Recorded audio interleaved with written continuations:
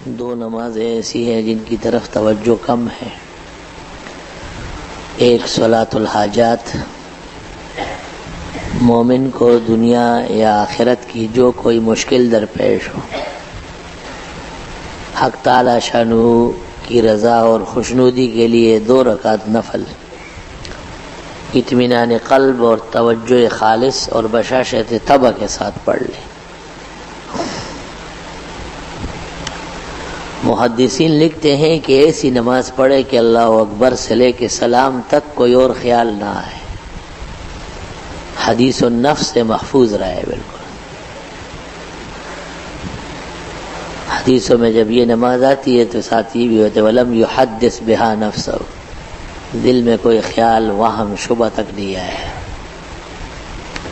اور یہ تب ہوتا ہے جب غذا درست ہو، نگاہ پاک ہو، شرمگاہ کی حفاظت ہو، عبادات میں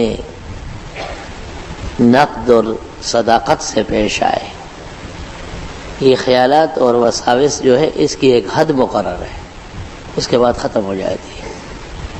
گرد و غبار کی طرح یہ اڑتے ہیں ابتدائی مراحل میں، اور یہ بڑھتے ہیں مفاسد سے، برائیوں سے اور بد یقینیوں سے اور بدفعلیوں سے یہ بڑھ جاتی ہے. اس لیے کاملین اور خدا تعالیٰ کے نیک بندے، ان کے ہاں یہ خیالات ویالات نہیں ہوتے، توجہ الی اللہ بڑی زبردست ہوتی ہے.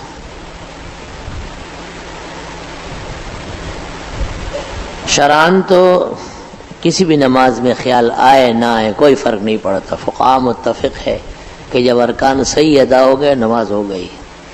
لیکن منازل کے حصول کے لیے، اللہ تعالیٰ کے ہاں قرب اور درجے کے لینے کے لیے نماز کی توجہ بہت ضروری ہے. پھر وضو بھی سنت طریقے سے ہو، نہ پانی زیادہ استعمال کرے اور نہ بالکل کم. جو سنت طریقہ ہے ہر روز وہ 3 دفعہ دھویا، سر کا مسح 1 بار کیا.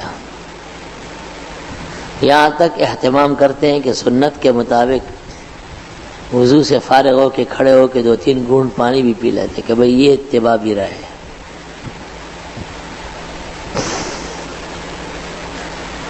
اس کے بعد 2 رکعت پڑھ کر کے حق تعالیٰ سے دعا مانگے اور صلاۃ الحاجات کی دعا پڑھ لے. لا الہ الا اللہ الحلیم الکریم، سبحان اللہ رب العرش العظیم، الحمد للہ رب العالمین، نسألک موجبات رحمتک وعزائم مغفرتک والغنیمۃ من کل بر والسلامۃ من کل اسم.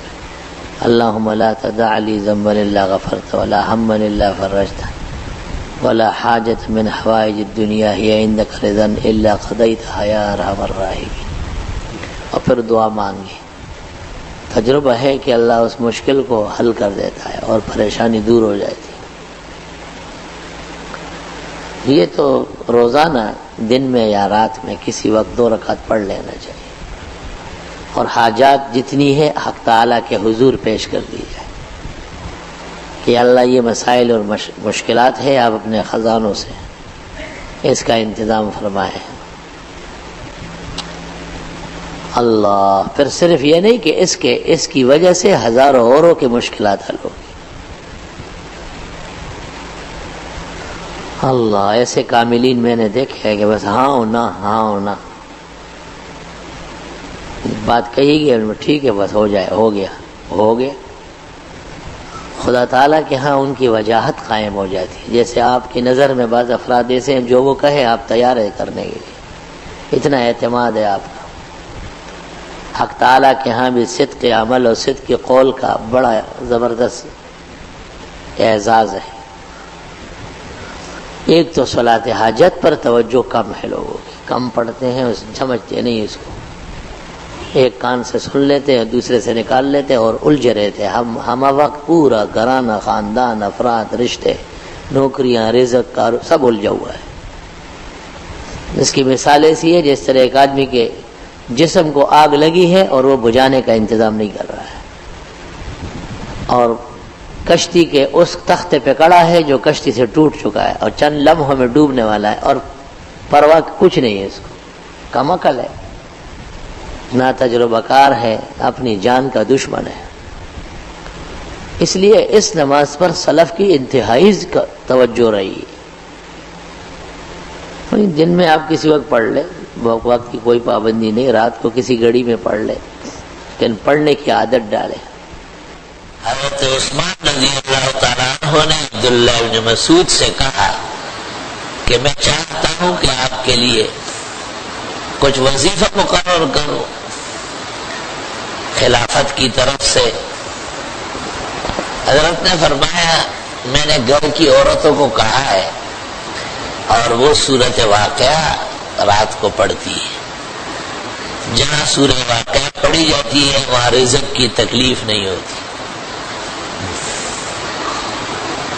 اندازہ لگاؤ خلیفہ وقت کو جواب دے دیا کہ آپ کے انعام و اکرام کی ضرورت نہیں ہے، اس صورت کی برکت سے اللہ نے ہمارے رزق کے دروازے کھولے ہیں، اسباب مہیا فرمائے اور تمام دقت اور گرانی ختم فرمائے۔ یہ سورہ تغابن جو نماز میں پڑھی گئی اس کے بھی عجائب و غرائب احوال ہیں۔ یہ لاعلاج بیماریوں کے لیے تیر بہدف ہے، اور ایک ایسا ظالم اور فتین مفسد جس کا علاج آپ کے پاس نہ ہو اور یقیناً وہ شریعت کے خلاف ورزی کر رہا ہے، اس کا سر نیچے کرنے کے لیے اور اس کا دل نرم کرنے کے لیے، اور اس سے زیادہ بھی اگر وہ سزا کا مستحق ہو تو اسے دلانے کے لیے یہ صورت نہایت اکسیر ہے۔ ماحولیات کو سازگار بنانے میں، گھر اور باہر کے احوال میں خوش رنگی پیدا کرنے کے لیے سورہ تغابن تیر بہدف بالکل نسخہ کیمیا ہے، تریاق عظیم ہے۔ فإنه تریاق عظیم وتریاق مجرب لدفع البلیات وحل المشکلات وحصول استجاب الدعوات ونیل المراد، دعائیں قبول کرنا، مراد پانا، بلیات و آفات دفع کرنا۔ بزرگان دین سے اس طرح ہمیں یہ پہنچی ہے کہ وہ کہا کرتے تھے کہ ایک شخص پہلے اس کو 41 مرتبہ پڑھ لے، اس کی مرضی ہے، ایک مجلس میں 18 آیتیں ہیں، 1-2 گھنٹے میں تو ہو جاتی ہے، اور پھر ہمیشہ ایک دفعہ پڑھا کریں۔ کہتے ہیں قبل الفجر جیسے یاقوت اور مرجان ہے، عند الصباح جیسے ذهب اور فضہ ہے، سونا اور چاندی ہے۔ طاقت توانائی اس کی بڑھتی ہے جس قدر سویرے پڑھ لی جائے۔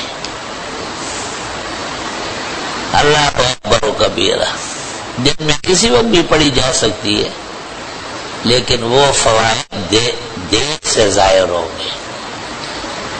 مسافر شب سے اٹھتا ہے جو جانا دور ہوتا ہے، جن کو کام ہوتے ہیں ذمہ وہ زیادہ طویل سوتے نہیں نہ غفلت کرتے ہیں۔ خوب خندہ پہ بے غمی کی گرہمانہ، ہر جتامن غمجن بھی سب خوب کا۔ دنیا کے اندر بہت سارے ہمارے مسلمان بھائی عجیب مشکلات کے شکار ہیں۔ اس میں ایک روایت حضرت علی سے آئی ہے کہ مشکل جیسے تیزی سے آتی ہے ایسی تیزی سے بھاگے گی۔ تم سورہ تغابن پڑھا کرو۔ انگین بیماریاں ہیں، لیکن عجیب بات ہے کہ اس سورت کی تلاوت سے خاص کر جب نماز میں پڑھ لیتا ہوں تو میرے لیے فضا سازگار ہو جاتی ہے اور تمام رکاوٹیں ختم ہو جاتی ہے، ہمت بڑھ جاتی ہے، بیماریاں پیچھے ہٹ جاتی ہے۔ قسم قسم کے مجربات ہیں بزرگان دین کے۔ یہ جن لوگوں نے شروع میں محنت کی ہوتی ہے اور ان کے لیے ان کے خزانے نکل آتے ہیں، پھر ان جیسے پڑھنا ہوتا ہے۔ بعض لوگوں کو ایسا پڑھنا دشوار بھی ہے۔ وہ ایک شخص بہت بیمار تھا، اس کو میں نے کہا بھائی طالب علم آ جائیں گے فجر کے بعد اور یہ پڑھ لیں گے۔ تو تم گھر میں چائے پراٹھے انڈے بناؤ طلباء کو کھلاؤ. اس کو یہ گپ شپ نظر آئی. اس نے 1000 2000 روپے دے دیے یا 5 دیے، لیکن جتنی کو تھی وہ تھان کلو تھی. میں نے کہا کم از کم کسی گناہگار کی بھی سنو نا، جو ہم سے سیکھ رہے ہو تو عقل سے کام لو نا، بدعقل اور بے عقل. چنانچہ وہ ایسا اسی طرح جیسے میں نے عرض کیا اس طرح پڑھوایا. اسی دن وہ کئی سالوں کا شل اپنے سیدھا کڑا ہو گیا. اب کبھی آپ اس کو دیکھیں گے تو تصور نہیں ہوگا کہ اس پر بھی شل دن گزرے. ایسے ایسے عجائب و غرائب نظر آتے ہیں. ایک زمانے میں ایک ناحق کیس بنا تھا اور آئے دن عدالتوں میں پیشیاں تھی. بہت مشکل کام ہے دیندار لوگوں کو اور پھر مسجد کے سفید پوش لوگوں کو. تو میں نے خواب دیکھا کہ اس میں اگر کوئی اور مبتلا ہو تو پھر آپ کیا سمجھاتے. میں نے کہا سورہ تغابن. کہا بس خود بھی کر لو نا. میں نے خواب دیکھنے کے بعد اٹھا، وضو کیا، رات کی نماز پڑھی اور سورہ تغابن اس میں 41 مرتبہ پڑھی. پھر سنتوں کے اوقات میں اور سنت میں بھی پڑھی اور نماز میں بھی پھر 41 ہو گئی. عدالت چاہتے ہوئے پھر 41 مرتبہ پڑھا. جیسے وہ جج نے مجھے دیکھا کہا اور تنگ نہیں کریں گے، آج آپ کا کیس ڈسمس کرنا. دیکھا جا اللہ کے ہاتھ میں ہے سارا نظام، اور ہر مشکل قرآن کے پڑھنے سے حل ہوتی.